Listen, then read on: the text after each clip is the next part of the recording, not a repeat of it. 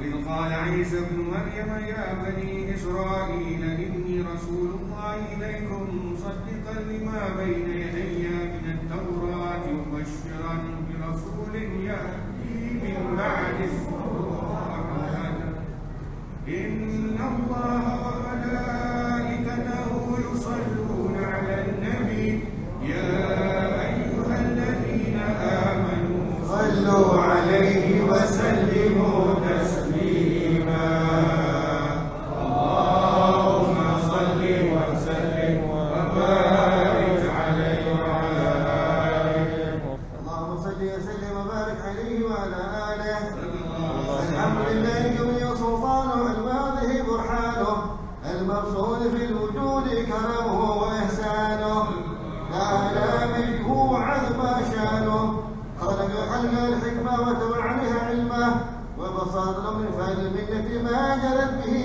في أقداره القسمة فأرسل إلى أشرف خلقه وأجل عبيده رحمة تعلق إرادة الأزلة بخلق هذا العبد المحبوب فانتشر الآثار شرفه في عوالم الشهادة فما جل هذا المن الذي تكرم به المنان وما أعظم هذا الفضل الذي برز من حضر الإحسان سورة كاملة ظهر في هيكل المحمود فتعثرت بوجود أكناف الوجود وترذت برد العوالم من هذا التكريم اللهم صل وسلم أشرف الصلاة والتسليم على سيدنا ونبينا محمد الرؤوف الرحيم اللهم صل وسلم وبارك عليه وعلى آله اللهم صل وسلم وبارك عليه وعلى آله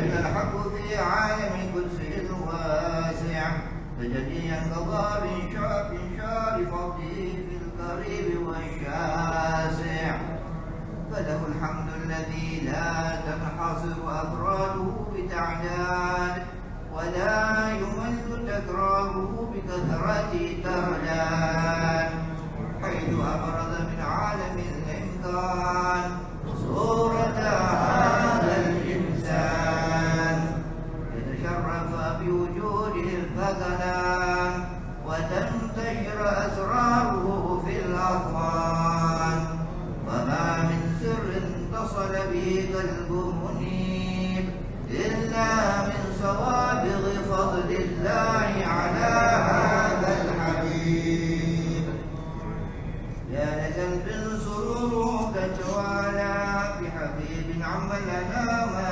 نوانا جل من شرب الوجود بنور غمر الكون بهجة وجمالا قد تركا في الحسن على مقام وتناهى في مجده وتعالى لا حضت العيون في مجده بشرا كاملا يريح الضلالا فوق عنه ما قد رأته رفعة في شؤونه وكمالا صلى الله عليه فسبحان الذي أبرز من حضرة الامتنان ما يعجز عن وصفه اللسان ويحاط بتعقل مقعانه الجنان انتشر منه في عالم البطون والظهور ما ملأ وجود الخلق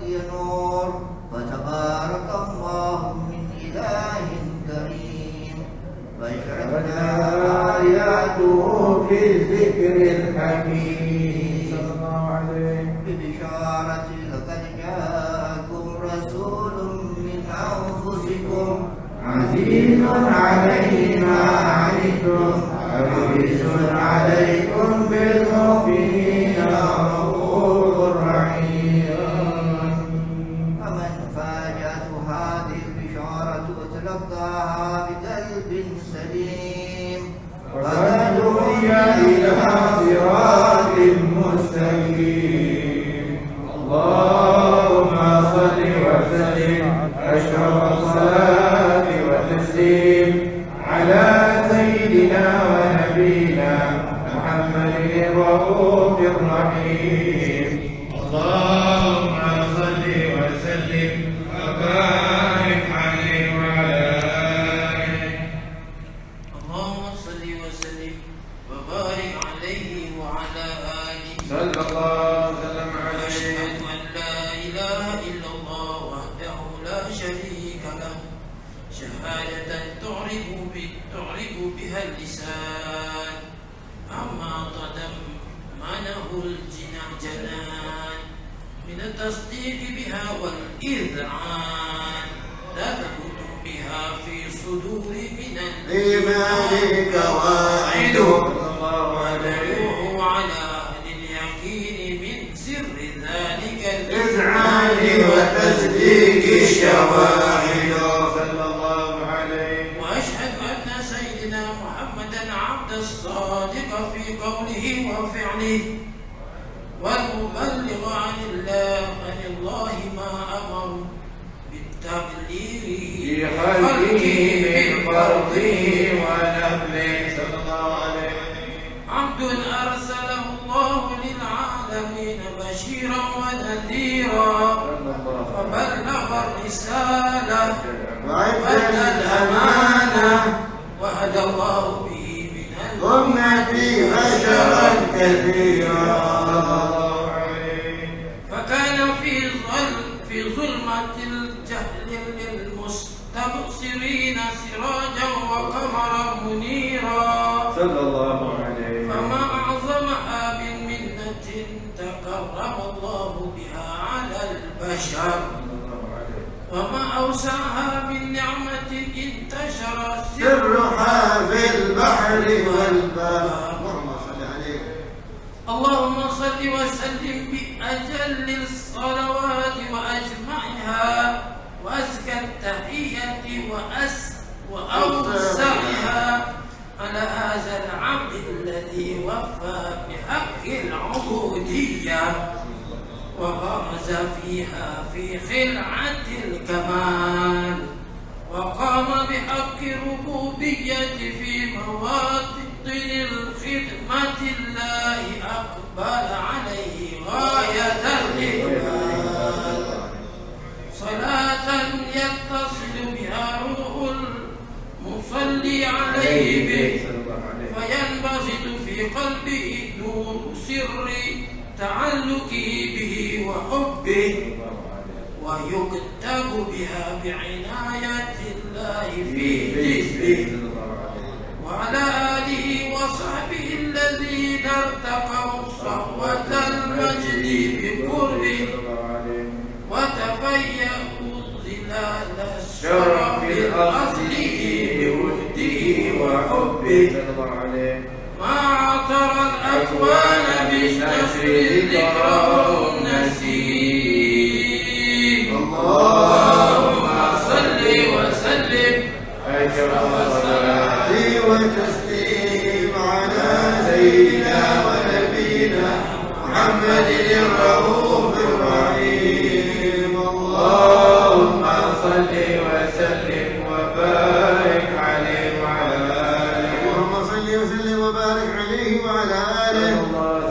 أما بعد فلما تعلق إرادة الله في علمه الكريم بظهور أسرار التخصيص للبشري الكريم بالتقديم والتكريم نفذ الكتب الباهرة بالنعمة الواسعة والمنة الغامرة فانفلقت بيد التصوير في العالم المطلق الكبير عن جمال مشهود بالعين عامل وصف الكمال المطلق الحسن التام والذين فتلقى على ذلك الجمال الميمون في الأصلاب الكريمة والبطون فما من صلب الضمة إلا وتمت عليه من الله النعمة. وهو القبر التام الذي تنقل في بروجه ليتشرف به موطن استقرار وموضع خروجه وقد الأقدار وعزلت بما قدر وأظهر من سر هذا النور ما أظهر وخصصت به من خصصت. فكان مستقر في الأصلاب الفاخرة والأرحام الشريفة الطاهرة حتى برز في عالم شهادته بشرا لا كالبشر ونورا حيا الأفكار زهوره وبحر. فتعلق الهمة الرقيم لهذه الحروف بأن يبدو ما في حال القرطاس ما هو لديه من عجائب ذلك النور معروف.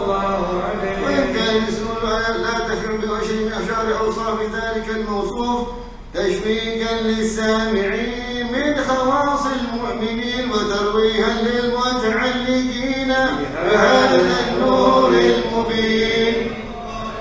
وإلا فإنها تعرب الأقلام عن شؤون خير الأنام، ولكن حزني لا تبين ما حفظه من سير أشراف المخلوقين وما أكرمه الله به في موله من الفضل الذي عم العالمين، وبقيت رهياته في الكون منشورة على المر الأيام والشهور والسنين، داعي تعلق بحال الحضرة الكريمة ولا للتشوق إلى السماء أوصافها العظيمة.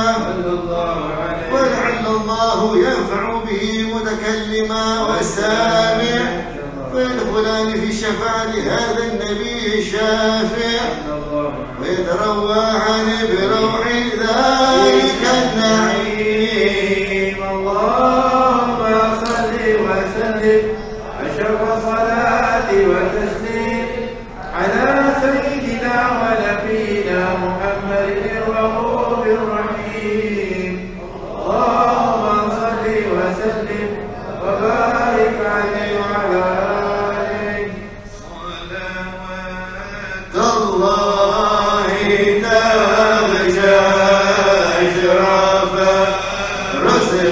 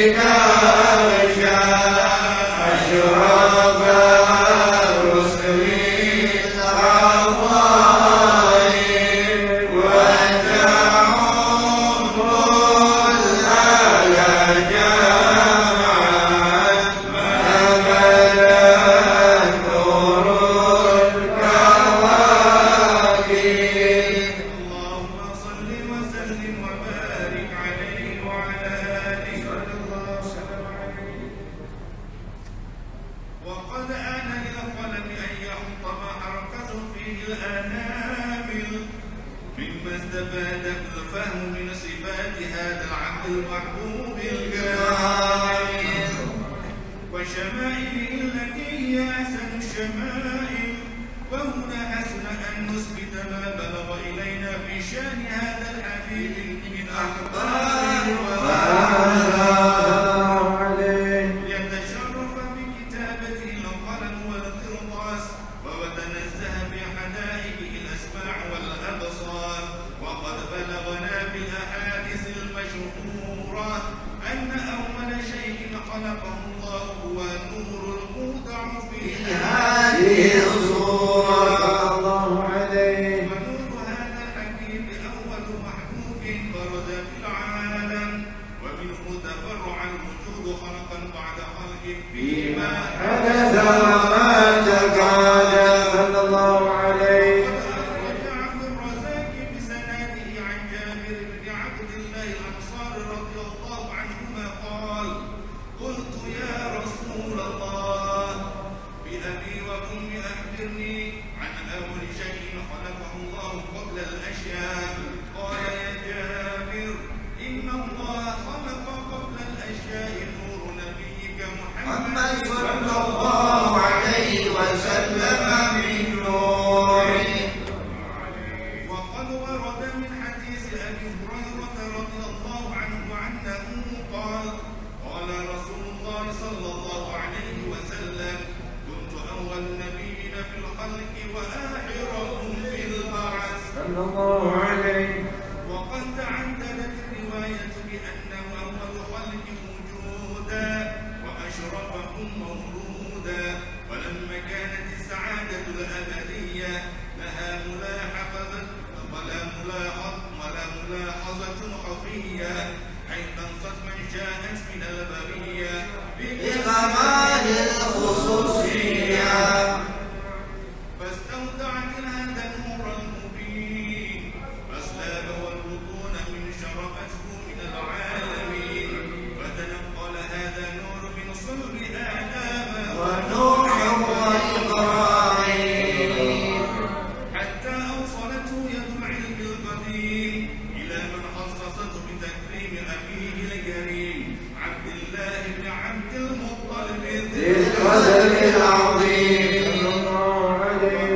التي هي في مخاض آمنة السيد الكريمة آمنة. فتلقاه صلب عبد الله فألقاه إلى بطنها وضمته أنشاؤها بمعونة الله محافظة على حق هذه الدرة وصونها. فحملته برعاية الله كما ورد عنها حملا خفيفا لا تجد له ثقلا ولا تشكو منه ألما ولا عللا. حتى مر الشهر بعد الشهر من حمله وقرب وقت البروز إلى علم الشهادة لتنبسط على أهلها الله بفضله صلى الله عليه. تنتشر فيه آثار المهدي الصبي.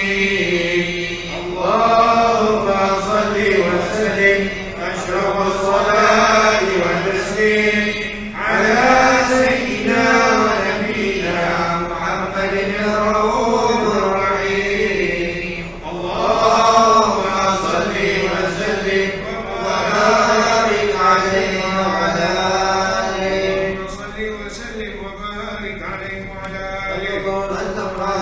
عرفت به هذه الدرة المكنونة والجوهرة المصونة والكون كله يصبح ويمسي في سرور وابتهاج بقرب ظهور إشراق هذا السراج. والعيون متشوفة إلى بروزه متشوقة إلى اتقاء جواهر كنوزه. وكل دابة لقريش نطقت بفصيح العبارة معلنة بكمال البشارة. وما من حامل حملت في ذلك العام إلا أتت بحملها بالغلام من بركة وسعادة هذا الإمام. ولم تزل الأرض والسماوات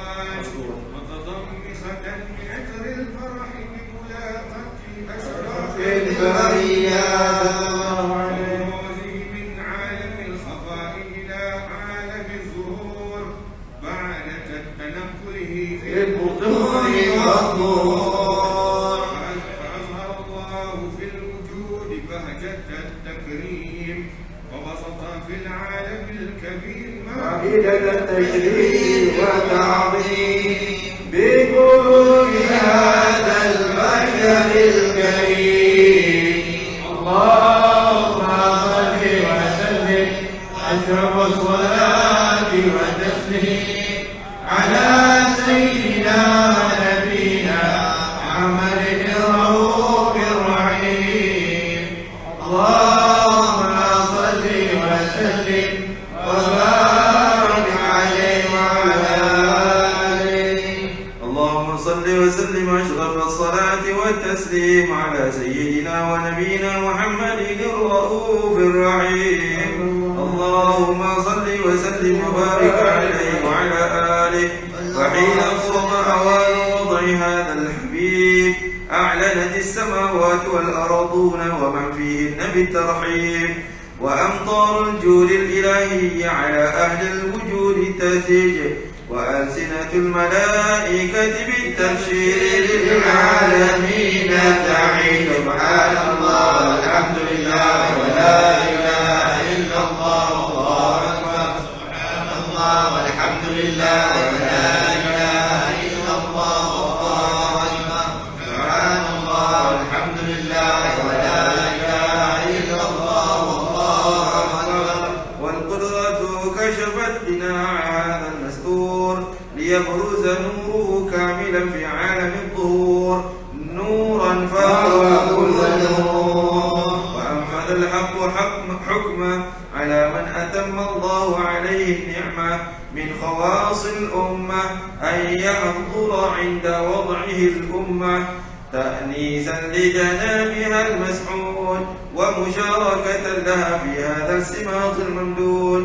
فحضرت بتوفيق الله سيدة مريم وسيدة آسيا، ومعهما من الحور العين من قسم الله له من الشرف بالقسمة الوافية.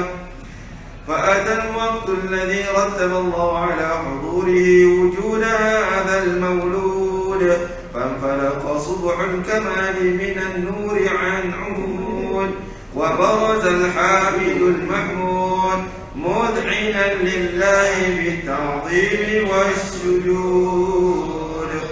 صلى الله على محمد صلى الله عليه وسلم. صلى الله على محمد صلى الله عليه وسلم.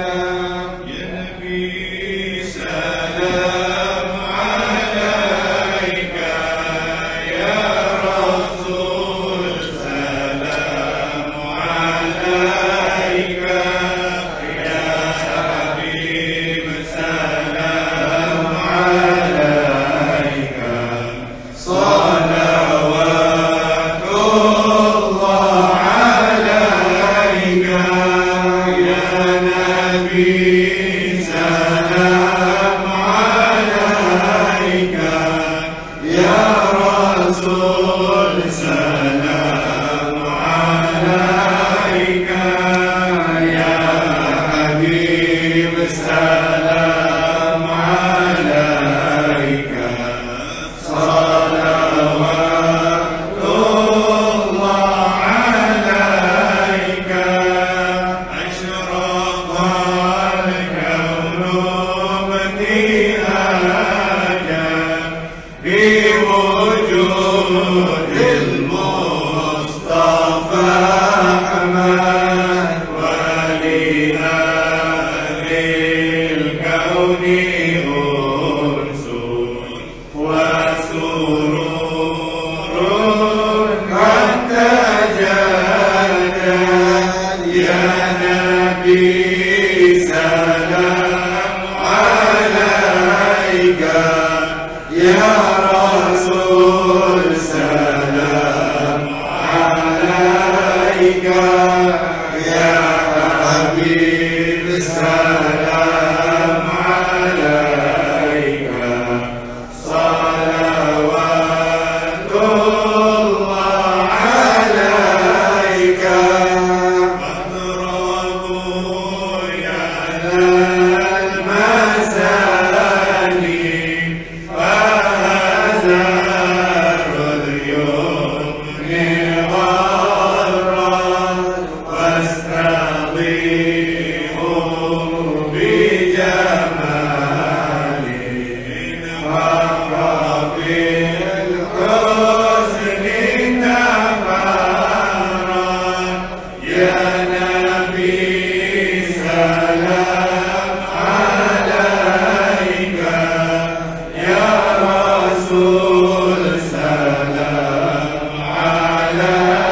يا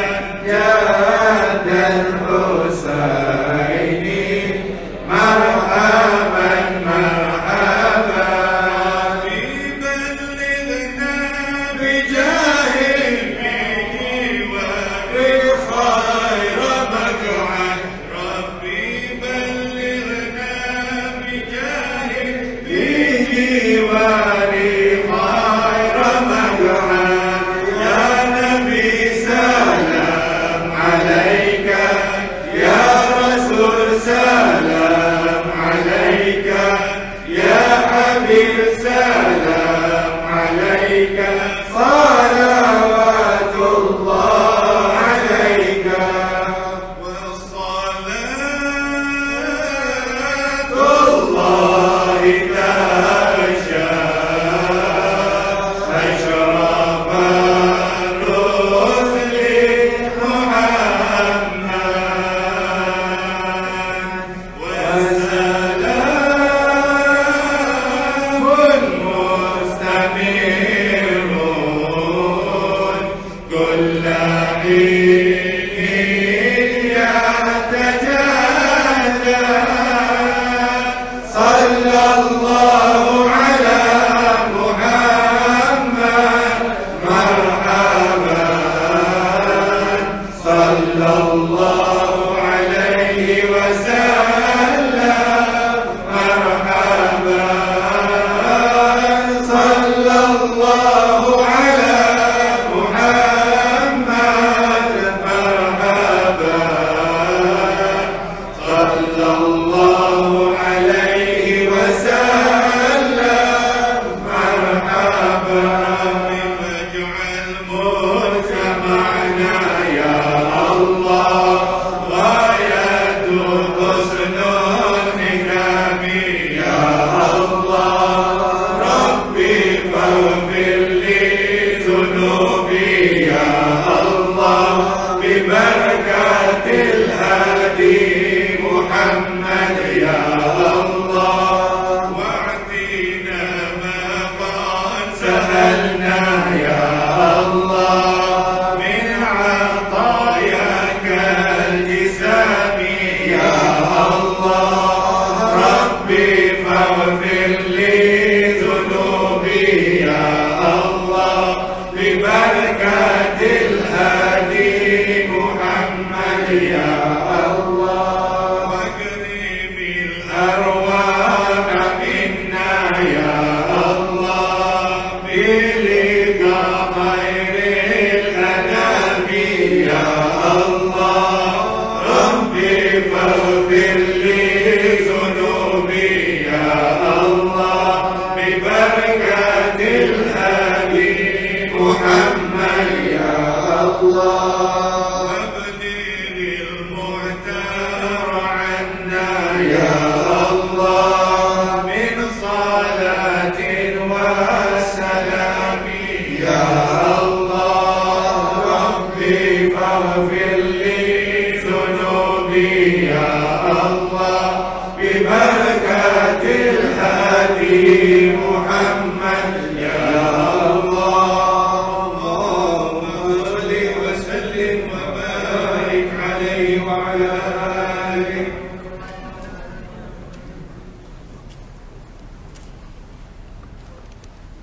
Seterusnya majelis mempersilakan kami Fadi sebagai pimpinan kami untuk menyampaikan tausiah.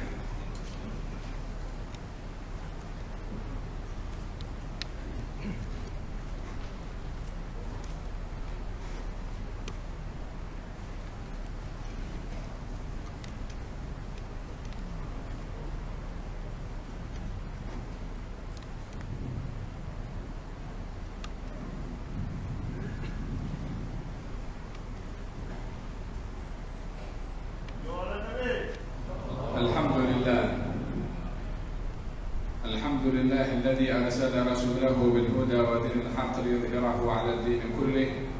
اللهم صل وسلم على سيدنا محمد وعلى آله وصحبه ومن سار على دربه إلى يوم الدين وعلينا معهم وفيهم برحمتك يا أرحم الراحمين. أما بعد, kita bersyukur kepada Allah Subhanahu wa Ta'ala yang telah mentakdirkan kepada kita untuk berada di rumah Allah Subhanahu wa Ta'ala.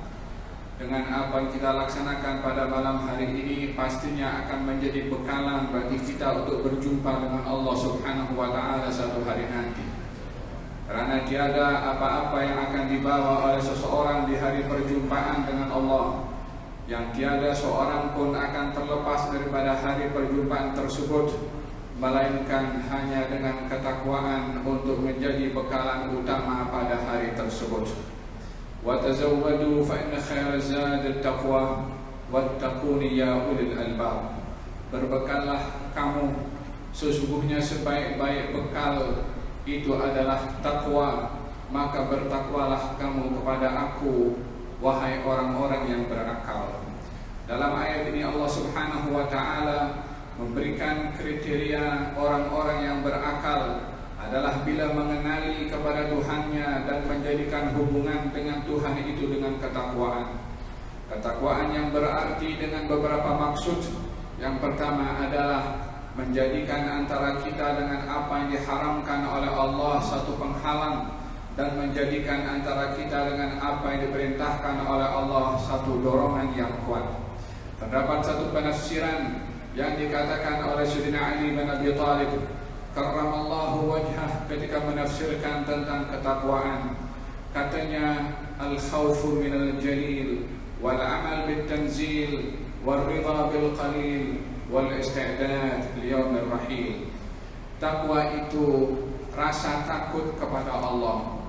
Takwa itu ridha dengan pemberian Allah walaupun sedikit. Takwa itu melaksanakan apa yang diperintahkan atau yang diturunkan oleh Allah di dalam Al-Quranul Karim. Takwa itu adalah bersiap sedia ketika hari kita berjumpa dengan Allah Subhanahu wa taala. Di dalam perjalanannya bersama dengan para sahabat-sahabat Sayyidina Ali bin Abi Thalib, lalu disinggah satu tanah pekuburan dan mengatakan, memanggil kepada mereka yang berada di alam kubur. Katanya, ya ahlal kubur, inna azwajakum qad tazawwajat, wa inna buyutakum qad sukinat, wa inna amwalakum qad busimat. Hadzal khabaru ma indana, famal khabaru ma indakum. Wahai penghuni kubur, pasangan-pasangan kamu sudah kawin dengan orang lain. Rumah-rumah kamu sudah didiami oleh orang lain. Harta-harta kamu sudah diagihkan kepada orang lain. Ini berita kami untuk kamu di alam barzakh sana. Lalu bagaimana berita kamu di sana untuk kami? Kata Sayyidina Ali menanyakan soalan itu. Soalan itu bukan ditujukan agar supaya penghuni kubur bangkit untuk menjawab, karena hidup di dunia hanya sekali dan hanya ada kehidupan yang kekal abadi satu hari nanti. Akan tetapi kata-kata dan soalan itu adalah untuk diperdengarkan kepada apa sesiapa yang berada di belakang, yang hari ini berada di atas tanah dan di hadapannya sudah di bawah tanah. Satu hari yang di atas tanah pun akan kembali ke dalam tanah. Minha khalaqnakum wa fiha nu'idukum wa minha nukhrijukum taratan ukhra.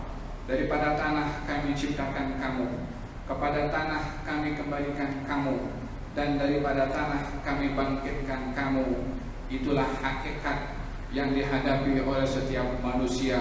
Dia suka atau dia tak suka, dia paham atau dia tak paham, dia terima atau dia tidak terima. Fakta yang ada pada kehidupan ini adalah kita akan kembali berjumpa dengan Allah Subhanahu wa taala.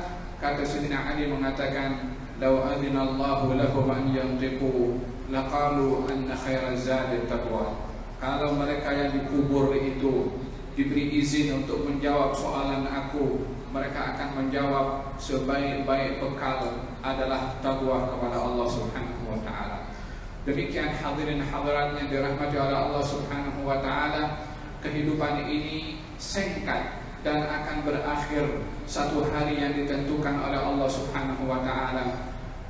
Allah berfirman dalam Al-Qur'anul Karim, ba'da a'udzu billahi minasyaitonir rajim, kullu nafsin dha'iqatul maut wa innama tuwaffawna ujurakum yawmal qiyamah faman zuhziha 'anil nari wa udkhilal jannata faqad faz wa mal hayatud dunya illa mata'ul ghurur.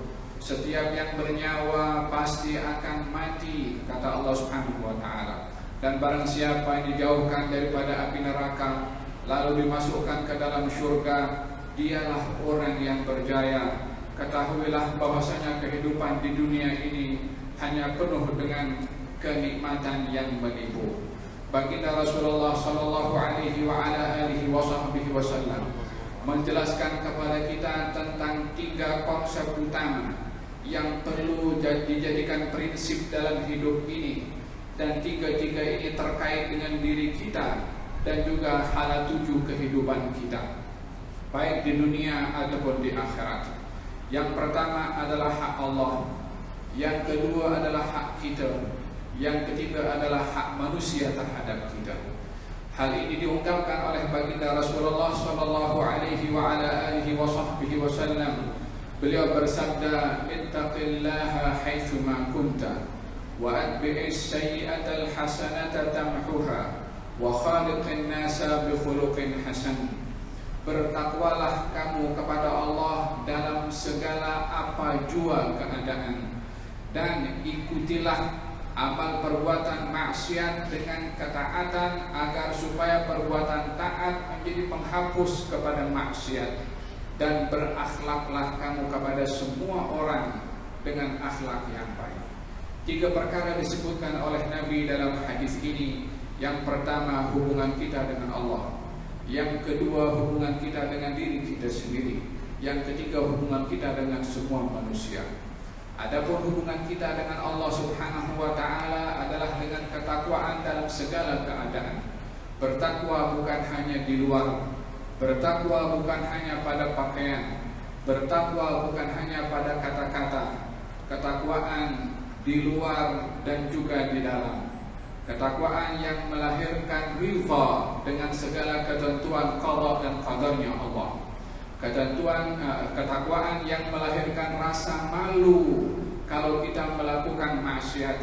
Ketakwaan yang melahirkan rasa malu kalau kita tidak sempurna dalam beribadah kepada Allah. Ketakwaan yang melahirkan rasa sabar bila diuji oleh Allah Subhanahu wa taala. Demikian hakikat ketakwaan kepada Allah Subhanahu wa taala. Bertakwa kepada Allah, takut kepadanya, bukan seperti kita takut kepada sesiapapun yang kita lari daripada seseorang yang kita takut kepadanya. Namun bertakwa kepada Allah adalah yang melahirkan kecenderungan untuk kita kembali kepada Allah, untuk kita suka dan sayang kepada Allah, untuk kita ingat selalu kepada Allah Subhanahu wa taala, dan kita malu dengan Allah bila kita abaikan apa yang diperintahkan oleh Allah Subhanahu wa taala. Bagaimana kita tidak bertakwa kepada Allah dengan rasa rindu dan malu kepada Allah, sementara Dia yang memberikan kepada kita segala-galanya daripada kenikmatan yang hissi dan juga kenikmatan yang ma'nawi. Kesehatan tubuh badan dan pergerakan yang kita lakukan tidak akan berlaku kecuali dengan izin dan kehendak daripada Allah. Nikmat yang ada pada badan kita, pada rumah kita, dan segala apa yang kita ada datangnya daripada Allah. Allahu khalaqakum tsumma razaqakum tsumma yumitukum tsumma yuhyikum.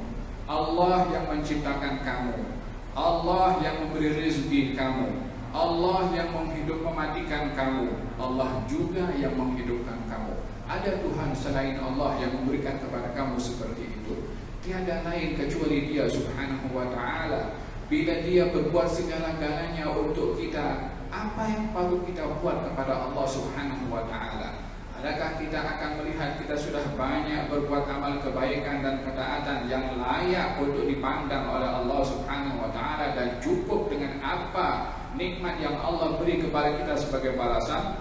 Wallahi, kalau kita siang malam bangun beribadah sampai kita membongkok dalam sholat, tak cukup untuk membalas segala nikmat yang diberikan oleh Allah Subhanahu wa taala. Wa in ta'uddu ni'matallahi la tuhsuha. Bila kamu ingin menghitung nikmat Allah, maka kamu tidak mampu untuk menghitungnya. Oleh sebab yang demikian, baginda Rasulullah sallallahu alaihi wasallam di dalam ibadahnya dan dalam doanya beliau mengatakan, "Ya Allah, aku belum sempurna menyembah kepada Engkau." Siapa yang lebih banyak ibadahnya daripada beliau, namun demikian masih melihat kekurangan pada ibadahnya. Demikian sikap orang yang bertakwa, yang sentiasa malu kepada Allah Subhanahu wa taala bahwa dirinya serba berkekurangan.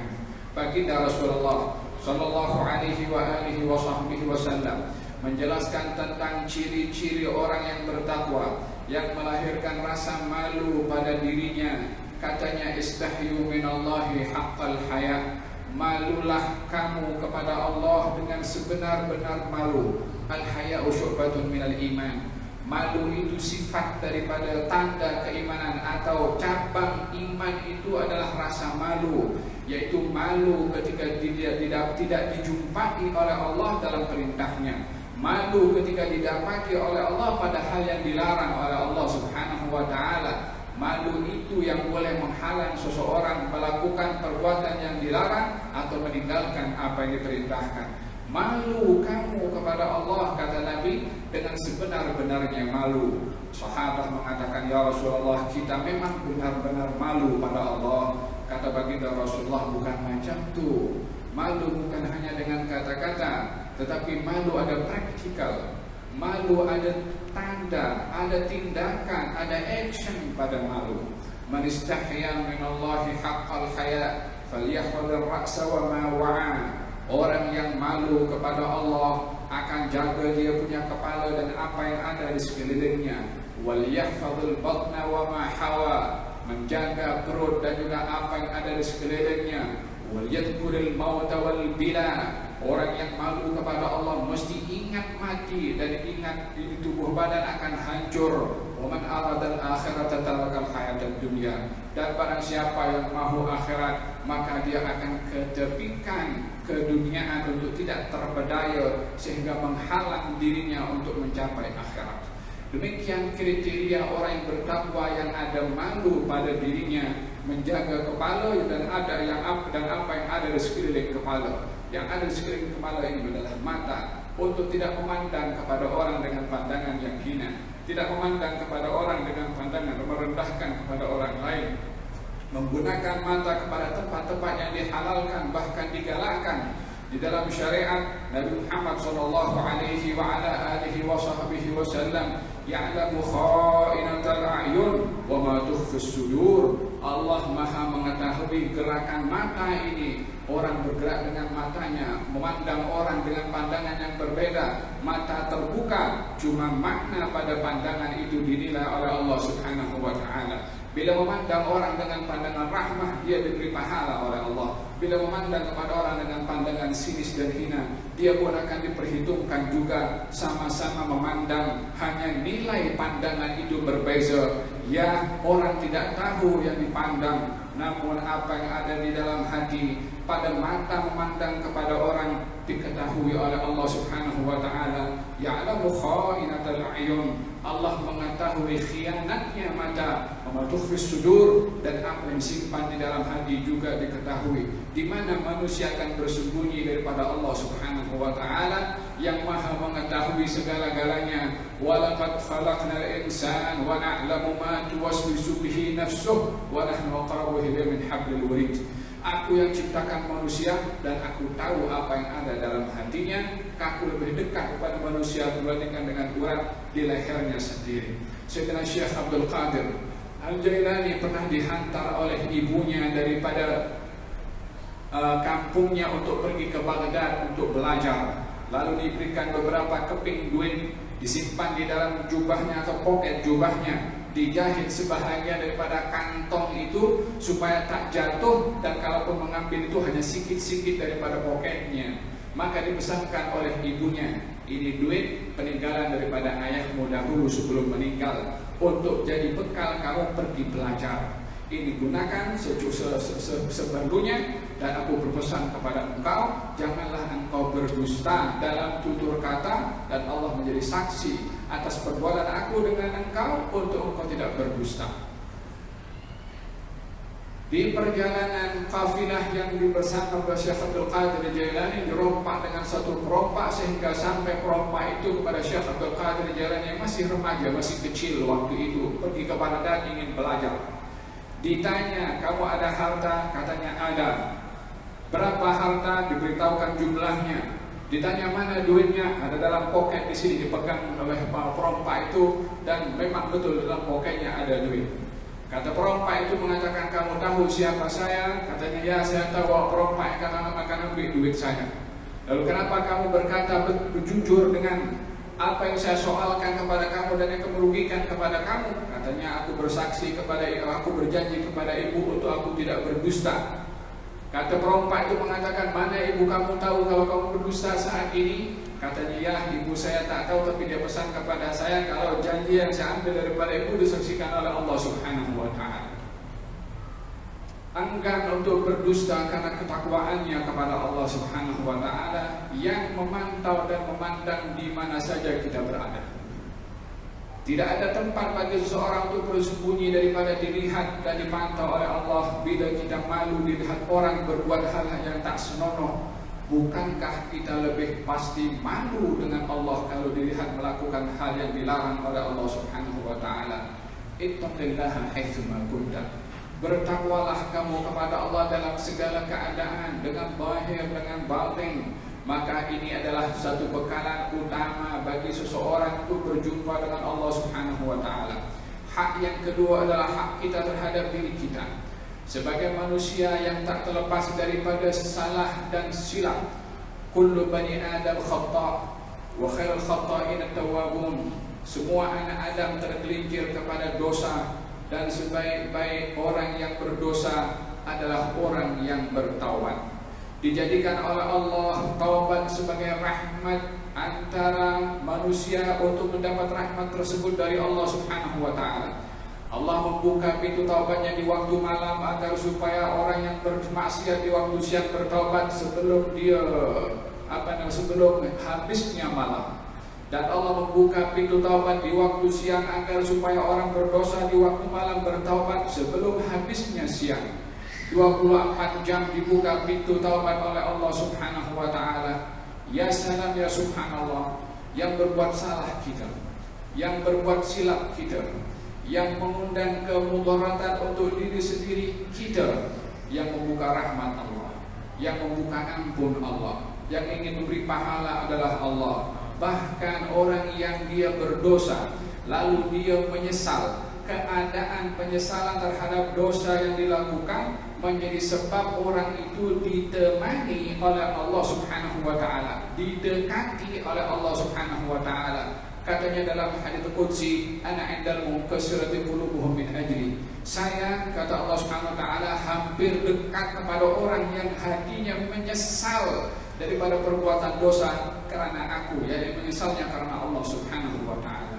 Ya subhanallah, boleh bertukar seseorang daripada berdosa menjadi orang yang dekat dengan Allah hanya dengan bertaubat kepada Allah Subhanahu wa ta'ala. Alangkah ruginya seseorang yang dijadikan oleh Allah untuknya pintu taubat supaya ia kembali bersih daripada dosa, lalu ia tidak bertaubat kepada Allah, masih menunda-nunda seakan-akan kunci ajal dia dah tahu akan hidup berapa lama. Bukankah ajal ini adalah hal yang gaib, dicatat oleh Allah tanpa kita tahu, tanpa kita mengetahui bila itu akan datang? Bukankah sepatutnya kalau kita mengejar dengan ajal, kita dahului sebelum ia mendahului kepada kita? Oleh sebab itu diperintahkan di dalam Al-Quranul Karim supaya kita sentiasa bertaubat. Dalam hadis Nabi Muhammad pun beliau bersabda, wahai sekalian manusia, bertaubatlah kamu, aku setiap hari bertaubat 70 kali istighfar. Dalam riwayat yang lain 100 kali istighfar. Kata baginda Rasulullah sallallahu alaihi wasallam. Hak yang kedua adalah terhadap diri sendiri, dengan kita menghilangkan, membersihkan salah silap yang kita lakukan dengan sungguh-sungguh bertaubat kepada Allah Subhanahu wa ta'ala. Dan yang ketiga adalah khaliqin nasa bi khuluqin hasan. Berakhlaklah kepada manusia dengan akhlak yang baik, tanpa mengira siapa, tanpa mengira latar belakang, tanpa mengira agama. Kita diperintahkan untuk berakhlak dengan akhlak yang baik karena itu adalah ciri khas orang muslim. Kata baginda Rasulullah sallallahu alaihi wasallam, al-mu'min man aminahu nas. Orang namanya mukmin, orang lain selamat daripada bahayanya. Namanya mukmin, di antaranya arti mukmin memberi keamanan, orang di hadapannya selamat daripada bahayanya. Bahaya daripada lisannya, bahaya daripada tangannya, bahaya juga daripada hatinya. Demikian yang disabdakan oleh Nabi Muhammad sallallahu alaihi wasallam untuk kita diperintahkan berakhlak karena seseorang akan diangkat derajatnya di sisi Allah Subhanahu wa taala dengan kedudukan akhlaknya. Tidak ada amalan, kata Nabi sallallahu alaihi wasallam, yang lebih memberatkan bagi seseorang di akhirat nanti melebihi daripada beratnya amal ibadah akhlak. Alhamdulillah kita berada dalam majlis pembukaan daripada majlis Sawa'us Sabil yang dipimpin oleh Al-Fadhil Habib Najmuddin bin Utsman Al-Khirij, yang ianya adalah bahagian daripada memberi pencerahan kepada hati ini supaya dapat dibasahi dan disirami dengan ilmu, yang dengan ilmu kita akan mengenali Allah dan bertakwa kepadanya, dan juga mengamalkan apa diperintahkan oleh Allah untuk menjadi bekalan kita di hari berjumpa dengan Allah. Kita berdoa kepada Allah dan berharap moga-moga majlis pada malam hari ini adalah majlis yang diberkati oleh Allah Subhanahu wa taala, dan dijadikan majlis ini memberatkan amal timbangan baik kita di akhirat nanti, dan dianugerahkan oleh Allah istiqamah menghadiri majlis-majlis ilmu seumpama ini. Dan moga-moga Allah Subhanahu wa taala jadikan hari yang terbaik bagi kita adalah saat kita berjumpa dengan Allah Subhanahu wa taala dalam keadaan diridhai oleh Allah Subhanahu wa taala. Moga-moga Allah Subhanahu wa taala berkati Al-Habib Najmuddin bin Utsman Al-Khirij dan dianugerahkan oleh Allah Subhanahu wa taala ilmu bermanfaat, dan juga diberikan oleh Allah Subhanahu wa taala istiqamah dalam menjalankan dakwah, dan diberikan oleh Allah Subhanahu wa taala manfaat kepada mereka yang hadir, dan diberikan oleh Allah Subhanahu wa taala kekuatan birahmatika arhamar rahimin. Moga-moga Allah berkati ahli mereka yang hadir dalam majlis ini, dan juga pengurus masjid, ahli jawatan puasa. Moga-moga Allah Subhanahu wa taala bimbing mereka untuk menjadi sebab khidmat kepada ilmu di rumah Allah Subhanahu wa taala, sehingga rumah Allah ini makmur dengan ilmu dan juga makmur dengan orang-orang yang datang untuk mencari ilmu. Amin Allahumma amin. Wa sallallahu alaihi wasallam Muhammadin wa ala alihi wasallam.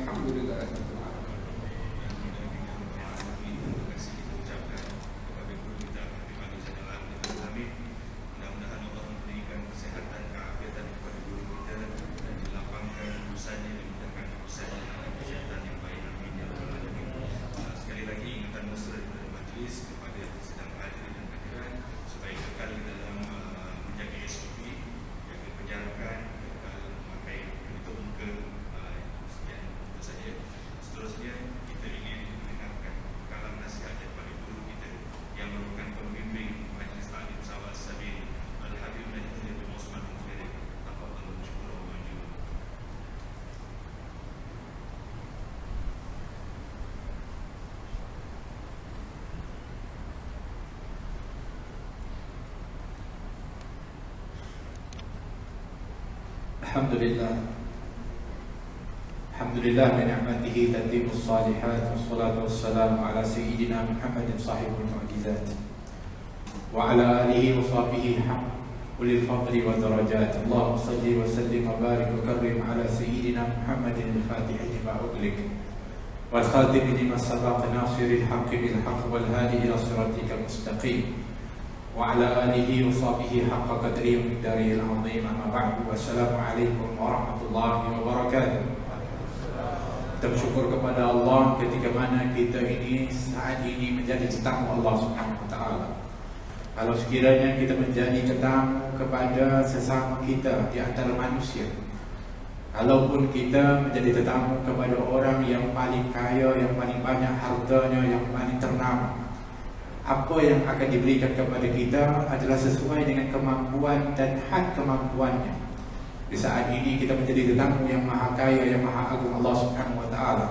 Agaknya berapakah anugerah yang sedang dikurniakan oleh Allah kepada kita? Pasti tidak mampu kita mengira dan menghitungnya akan besarnya nikmat yang dikurniakan oleh Allah Subhanahu wa taala, yang ketika mana kita beriktikaf duduk, dan bukan hanya sekadar duduk, kita berzikir kepada Allah, kita berselawat kepada baginda Rasulullah sallallahu alaihi wasallam. Kita sedang memperkatakan insan agung di dalam bacaan maulid yang disusun oleh Habib Ali bin Muhammad bin Husain Al-Habsyi, dengan susunan yang indah menceritakan tentang kelahiran dan sejarah kehidupan akhlak baginda Rasulullah sallallahu alaihi wasallam, yang merupakan daripada siraman yang diperlukan khususnya di akhir zaman ini, ketika mana jiwa kita dalam keadaan tarikan-tarikan membawa kita jauh dari Allah Subhanahu wa taala. mengingatkan kita tentang insan-insan yang lara dan juga melalaikan kita. Di saat ini kita sedang ditarik oleh insan yang agung, yang diagungkan oleh Allah, sehingga kecenderungan hati kita di saat ini dengan berkat selawat dan kisah baginda Rasulullah adalah membawa kita untuk mencontohi, mengikuti kepada baginda Rasulullah sallallahu alaihi wasallam. Alangkah beruntungnya ketika kaki kita ditakdirkan oleh Allah dengan taufiknya untuk melangkah hadir di sini. Alangkah beruntungnya ketika Allah memilih untuk memberi taufik kepada kita, untuk hati kita dicenderungkan untuk hadir di dalam majlis umpama ini, adalah tidak lain untuk dianugerahkan oleh Allah Subhanahu wa taala rahmat. Diturunkan ke dalam kita ini as-sakinah, ketenangan oleh Allah Subhanahu wa taala. Kita dihadiri bersama dengan kita malaikat-malaikat yang mulia. Di saat ini nama kita sedang disebut-sebut oleh Allah Subhanahu wa taala di kalangan hamba-Nya. Alangkah bertuahnya orang-orang yang mendapatkan anugerah seperti ini, yang disebutkan oleh baginda Rasulullah, tempat ini bukan tempat yang biasa, tetapi tempat yang luar biasa, disebutkan sebagai Riyadul Jannah, yaitu taman syurga Allah Subhanahu wa taala. Taman yang mana ianya mempunyai anugerah yang tidak ternilai daripada Allah Subhanahu wa taala. Maka beruntunglah orang-orang yang duduk di dalam taman-taman syurga Allah Subhanahu wa taala. Hadirin hadirat rahmati oleh Allah Subhanahu wa taala. Ketika mana kita diciptakan, ada tujuannya diciptakan oleh Allah. Ketika Allah mengatakan wa ma khalaqtul jinna wal insa illa liya'buduni ma uridu minhum min rizqin wa ma uridu an yut'imun innallaha huwa razzaqul quwwatul matin. Tidaklah aku ciptakan jin dan manusia kecuali untuk mengabdikan diri kepada aku. Ini tujuan diciptakan manusia, untuk mengabdikan diri kepada Allah Subhanahu wa taala. Seperti mana disebutkan oleh Habib Ali tadi, ketika mana dalam kehidupan ini kita ada tanggungjawab kepada Allah Subhanahu wa taala, yaitu untuk mengabdikan diri kepada Allah. Siapakah insan yang paling benar pengabdiannya kepada Allah? Tidak lain adalah baginda Rasulullah sallallahu alaihi wasallam, yang pengabdiannya itu tiada tara dan tanda tandingannya. Mengabdikan diri kepada Allah Subhanahu wa taala dengan sebenar-benar pengabdian, sehingga digambarkan secara zahirnya sampai bengkak dan melecet kaki baginda Rasulullah beribadah kepada Allah Subhanahu wa taala. Bahkan ingatan Nabi kepada Allah itu diahyan, pada setiap waktu mengingati kepada Allah Subhanahu wa taala. Maksud sebenar pengabdian diri kepada Allah Subhanahu wa taala, yang mana di saat ini ketika mana seseorang diajak untuk mengabdikan diri kepada Allah, berbagai alasan yang akan diwujud. Di antaranya adalah saya mencari rezeki, saya sibuk kerana saya nak cari sesuap nasi. Maka Allah mengatakan ma uridu minhum min rizqin wala uridu an yut'imun. Aku tak minta kepada mereka itu rezeki, aku juga tak minta mereka untuk diberi makan. Kata Allah Subhanahu wa taala, innallaha huwar razzaq dzul quwwatil matin. Sesungguhnya Allah lah yang maha memberi rezeki, dan Allah lah yang maha kukuh kerajaannya. Oleh kerana itu, kalau ada orang yang membuat alasan sibuk bekerja, sibuk ketika itu mencari rezeki, sibuk untuk mencari sesuap nasi, sehingga mengabaikan pengabdian dirinya kepada Allah Subhanahu wa taala, maka Allah sudah pun mereject atau menolak alasan ini dan mengatakan, aku tak minta rezeki daripada kamu, aku tak minta rezeki dan tidak minta makan daripada kamu, bahkan akulah yang memberi rezeki kepada kamu. Oleh kerana itu, disebutkan orang yang hadir di dalam majlis ilmu ini diberikan rezeki oleh Allah Subhanahu wa taala. Kata Imam Haddad, rezeki yang Allah anugerah bagi orang yang hadir di dalam majlis ilmu bukan rezeki yang sudah pun ditetapkan oleh Allah, akan tetapi rezeki yang lebih dari Allah Subhanahu wa taala. Maka oleh kerana itu, ketika mana sesibuk mana pun kita di dalam kehidupan dunia ini, jangan lupa untuk kita mengabdikan diri kepada Allah. Berilah waktu kita untuk kita belajar dan menuntut ilmu. Maka oleh kerana itu, ketika Allah Subhanahu wa taala menyebutkan wal takum minkum ummatun yad'una ila al-khair wa ya'muruna bil ma'ruf wa yanhauna 'anil munkar wa ulaika humul muflihun, dan hendaklah ada di antara kamu satu umat yang menyeru, mengajak kepada kebaikan, yang menyuruh kepada yang ma'ruf dan mencegah kepada yang munkar, dan mereka itu orang-orang yang beruntung, yaitu mengajak dan mengajar. Kita nak menjadi orang yang mengajak orang kepada kebaikan, dan kita juga ingin untuk belajar dan mengajar kepada orang lain. Ini konsep yang ada disebutkan dengan dakwah dan juga dengan ta'lim disebutkan.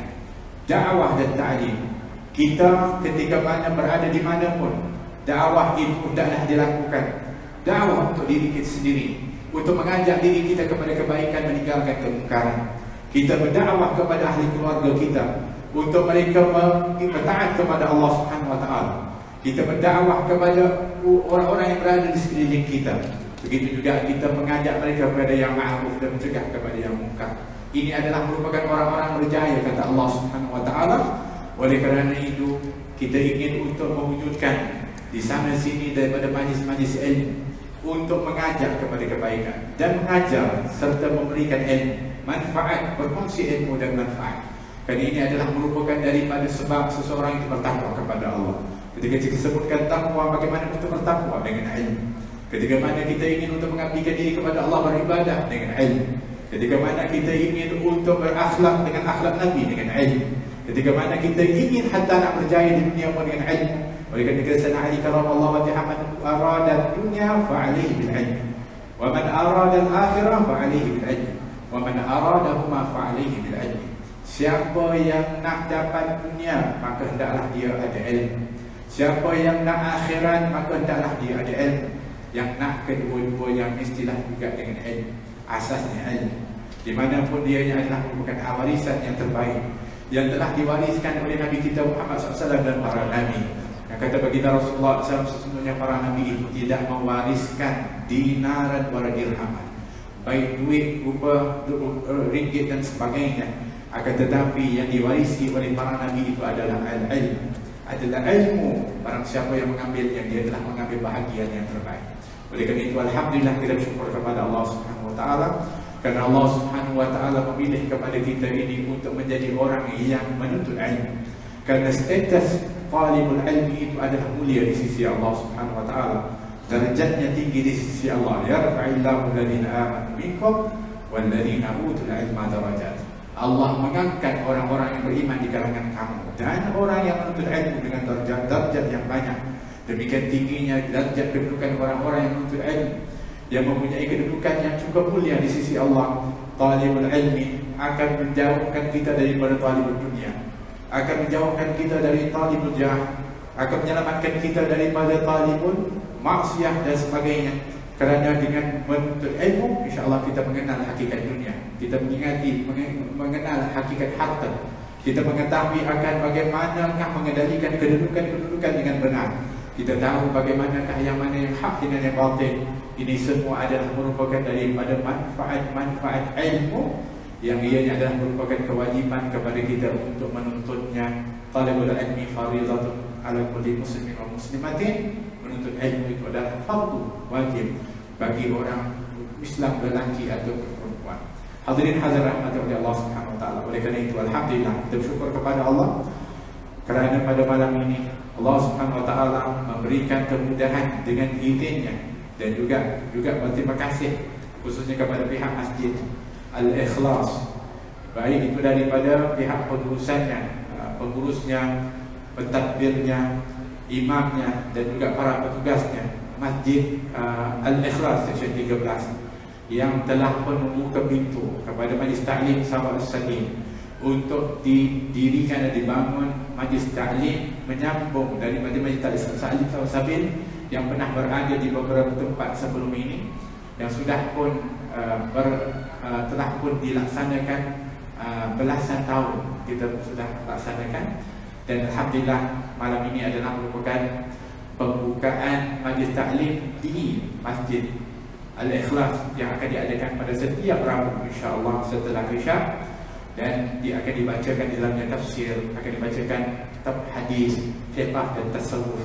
Sedikit-sedikit mudah-mudahan kita akan dapat manfaat daripadanya, dan juga kita sebenarnya adalah menyambung daripada apa yang diamalkan oleh para salafus saleh dan para ulama-ulama yang sebelumnya, yang mendirikan majlis-majlis ilmu untuk diberikan manfaat kepada orang ramai. Saya juga sebenarnya mencari contoh, mengambil contoh daripada mereka, orang-orang yang telah pun melaksanakan sebelum saya, seperti mana Majlis Ta'lim Darul Muqtada yang telah pun berjalan sekian lama. Maka kita adalah merupakan juga salah satu kesinambungan daripada majlis ilmu seumpama ini, yang mana kita akan bersama-sama untuk kita berkongsi manfaat.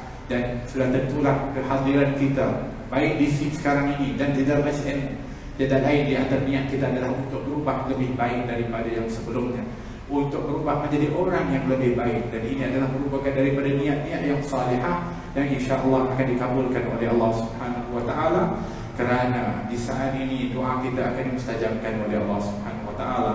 Maka mudah-mudahan kita akan berubah menjadi orang yang lebih baik, dan juga dengan sebab itu kita sedang memperkatakan insan yang terbaik iaitu Nabi sallallahu alaihi wasallam. Maka dengan berkat insan yang terbaik ini mudah-mudahan Allah Subhanahu wa taala akan mendorong kita untuk menjadi orang yang baik dan membawa manfaat kepada umat.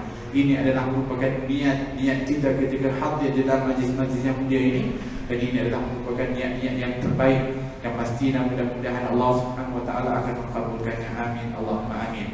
Saya juga ingin untuk berterima kasih bagi pihak Majlis Taklim Sahabat Sabil kepada Habib Ali Zainal Abidin yang sanggup untuk memberikan dan meluangkan waktunya yang sangat busy dan sibuk. Kita tahu bagaimana jaringan dakwahnya Habib Ali yang begitu sibuk dengan dakwahnya, akan tetapi meluangkan akan waktu dan masanya untuk menghadiri Majlis Taklim Sahabat Sabil ini pada malam ini untuk bersama dengan kita berkongsi manfaat dan juga memberikan peringatan kepada kita. Alangkah baiknya dari peringatan-peringatan yang diberikan kepada kita khususnya mengingatkan kita akan akhirat yang semakin kalau tidak diingatkan semakin terhakir daripada ingatan kita. Juga ingat juga terima kasih kepada semua para habaib yang hadir, yang mungkin tak dapat saya sebutkan satu-satu namanya. Habib Ali bin Sagam, begitu juga Mus'ab, begitu juga Salahuddin, dan juga saudara yang begitu juga dengan Habib Abdul Rahman Al-Haddan, semua yang mungkin saya tak sebutkan satu-satu. Datuk Hussein, Syed Hussein Al-Habshi, jazakumullah khair, Habib Uthman Al-Habshi, dan semua yang mungkin minta maaf saya tak sebut namanya tanpa mengurangkan rasa hormat. Dan juga terima kasih kepada Datuk Dio daerah Petaling yang hadir, Datuk Johari, jazakumullah khair, yang sanggup juga hadir bersama dengan kita pada malam ini, dan semua daripada para guru-guru, para masyayikh yang hadir, Haji Ya'qub, jazakumullah khair, hadir kepada kita membawa keberkatan pada malam ini, dan juga semua yang hadirin hadirat yang hadir pada malam ini, jazakumullah khair, memberi sokongan dan kekuatan. Mudah-mudahan ini adalah merupakan tanda betapa masyarakat kita dan umat Islam ini dahaga dan rindu dan ingin untuk hadir dalam majlis-majlis mulia seumpama ini, dan juga majlis-majlis ilmu, kerana ianya tidak lain adalah merupakan solusi penyelesaian kepada berbagai masalah yang dihadapi di dalam kehidupan ini. Tidak lain adalah dengan ilmu yang diwarisi melalui baginda Rasulullah sallallahu alaihi wasallam. Hadirin hadirat rahmati oleh Allah, dan saya ingin mengambil kesempatan ini untuk mengucapkan setinggi-tinggi penghargaan dan terima kasih kepada ashabul khidmah yang berkhidmat pada malam ini, yang betul-betul lumus untuk menjayakan program malam ini, yang dipimpin oleh Habib Faisal Al-Hadi, dan juga semua daripadanya yang bertumbuh-tumus untuk menjayakan program malam ini. Dia yang tidak mudah apabila kita berhadapan dengan pandemik ini, khususnya kita akan berhadapan dengan SOP dan tata cara yang agak berbagai, yang akhirnya sudah tentulah memerlukan daripada orang-orang yang berkhidmat sehingga dapat mengatur dengan jayanya dan berjaya pada malam ini. Jazakumullah khair, dan terima kasih kepada semua yang sudi hadir. Kalau sekiranya ada kekurangan, saya bagi pihak Majlis Taklim Sahabat Sabil memohon ampun dan maaf, dan mudah-mudahan kalau sekiranya ada kekurangan, doakan supaya dapat kesempurnaan dan baik insya-Allah. Dan kita mengambil peluang untuk berdoa kepada Allah Subhanahu wa taala. Mudah-mudahan Allah Subhanahu wa taala mengurniakan kepada kehadiran kita dengan rahmat dan barakah dari Allah Subhanahu wa taala. Diberkati umur kita, diberkati ilmu kita, diberkati waktu kita, diberkati akan usaha-usaha kita, dan mudah-mudahan Allah Subhanahu wa taala menjadikan kita orang-orang yang baik dan dapat memberikan kebaikan. Diberikan oleh Allah Subhanahu wa taala futuhal arifin, yufaqihuna fid din wa yarzuquna kamalal ikhlas wal yaqin. Dan kita berdoa kepada Allah Subhanahu wa taala mudah-mudahan kebaikan ganjaran diberikan pahala kepada ibu dan ayah kita yang menjadi sebab kita lahir di dalam bumi ini. Diberikan oleh Allah kebaikan kepada keluarga kita, anak-anak kita menjadi saleh dan salehah di dunia dan juga di akhirat. Dan ya Allah, jadikanlah umur kami ini umur yang Kau ridha, umur yang Kau berkati sehingga akhir sampai waktu kami. Berikanlah kepada kami husnul khatimah dengan kalimat la ilaha illallah Muhammadur Rasulullah SAW ya Rabbal Alamin. Pandulah kehidupan kami ini ila sawa'is sabil, ke jalan yang lurus ya rabbal alamin. Wa sallallahu ala sayyidina Muhammad wa ala alihi wa sahbihi wasallam. Walhamdulillahi rabbil alamin wal afu minkum. Assalamualaikum warahmatullahi wabarakatuh.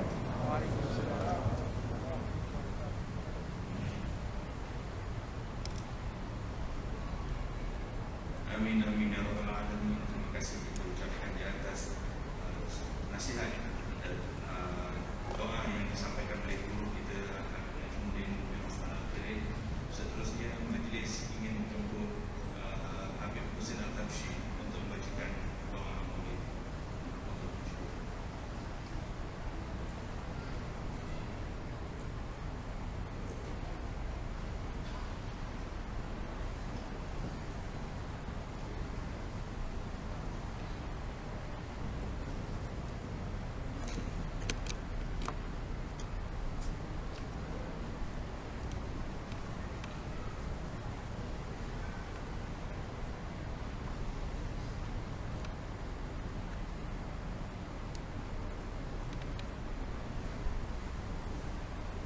بسم الله الرحمن الرحيم. الحمد لله رب العالمين. اللهم صل وسلم على سيدنا محمد في الأولين. اللهم صل وسلم على سيدنا محمد في الآخرين. اللهم صل وسلم على سيدنا محمد في كل وقت وحين. اللهم صل وسلم على سيدنا محمد في الملأ الأعلى إلى يوم الدين. اللهم صل على سيدنا محمد وعلى آله وصحبه أجمعين. ولما نذر الفكر من داري الأوصاف المحمدية عقولا توجهت إلى الله متوسلا بسيدي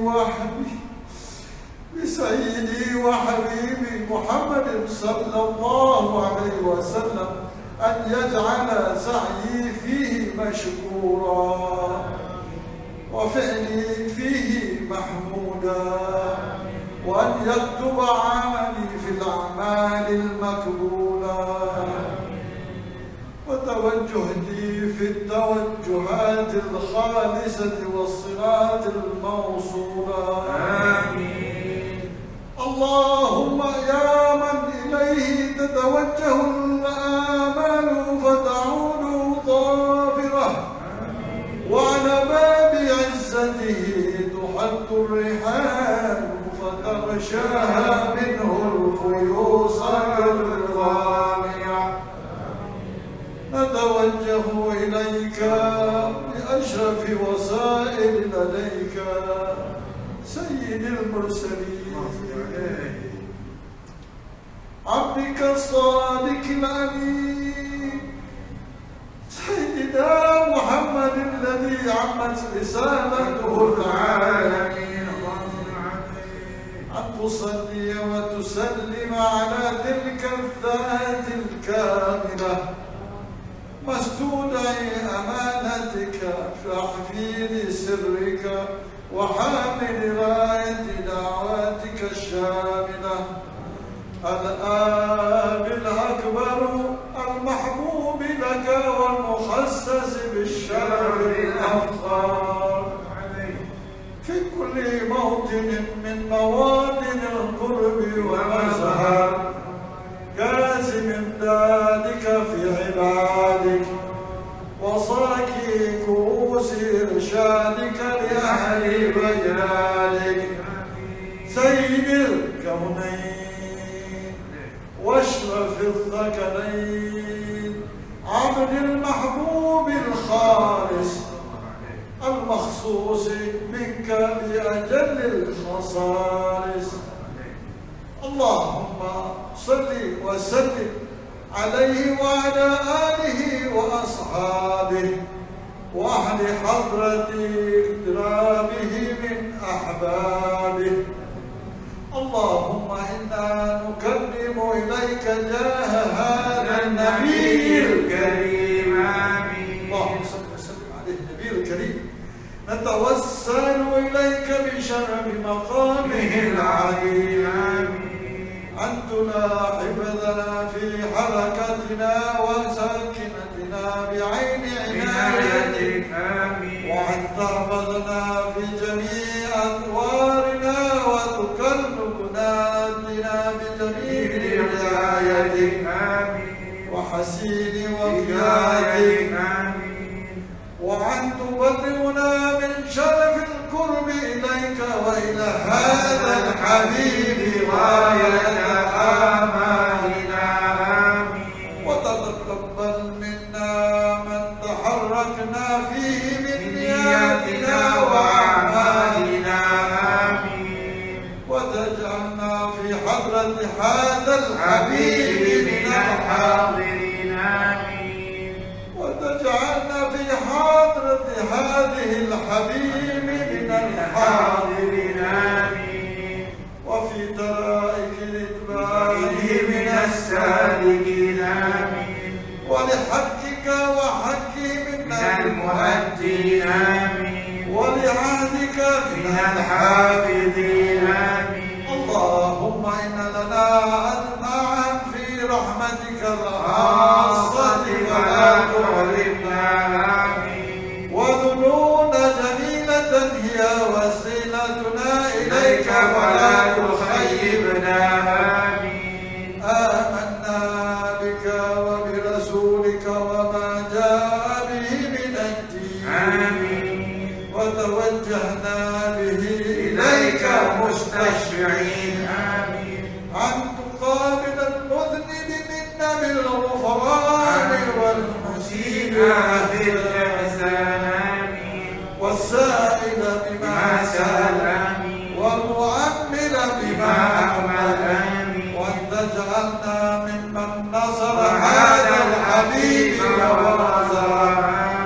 وأولاه وظاهره وعم ببراكة وتشريف وجهته أولادنا ووالدينا وأهل قدرنا ووالدينا وجميع المسلمين والمسلمات والمؤمنين والمؤمنات في جميع الجهات وعالم راية هذا الدين القيم في جميع الأقطار منشورة ومعالم الإسلام والإيمان بأهلها معمورة معنى وصورة واكشف اللهم كربة المكروبين واقضي دين المدينين واغفر للمذنبين وتقبل توبة التائبين وتقبل توبة التائبين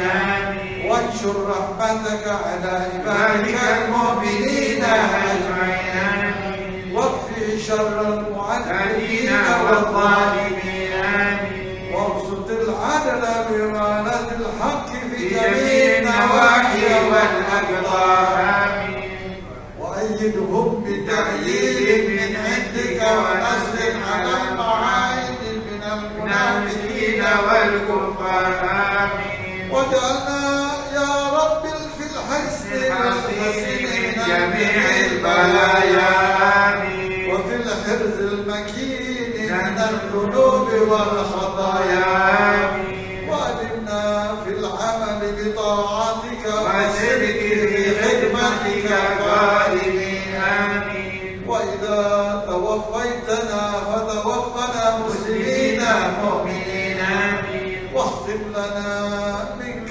بخير أجمعين وصل وسلم على هذا الحبيب المحبوب وصل وسلم على هذا الحبيب المحبوب بأسياد الجسام والأرواح والقلوب وعلى آله وصحبه ومن إليه منسوب وآخر دعوانا أن الحمد لله رب العالمين سبحان ربك رب العزة عما يصفون وسلام على المرسلين والحمد لله رب العالمين. الفاتحة.